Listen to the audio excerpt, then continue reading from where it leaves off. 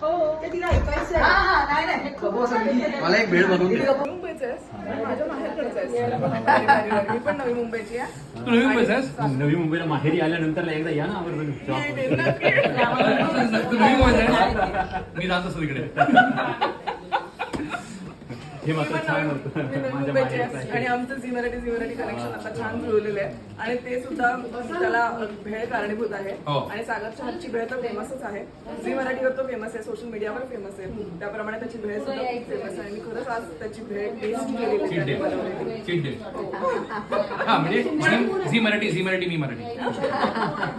पण मी just control नाही. आता एकदाच खाल्लं आणि फोटोसाठी सुद्धा मला कंट्रोल होत होतं. फोटो मध्ये सुद्धा मध्ये खात होते. इतकी टेस्टी भेळ आहे. मला वाटतं तुम्ही सगळ्यांनी सागरच्या शॉप मध्ये जाऊन त्याला भेटून ती भेळचा आस्वाद तुम्ही घ्यायलाच पाहिजे असं मला अगदी मनापासून वाटतं. सागर तुझं खूप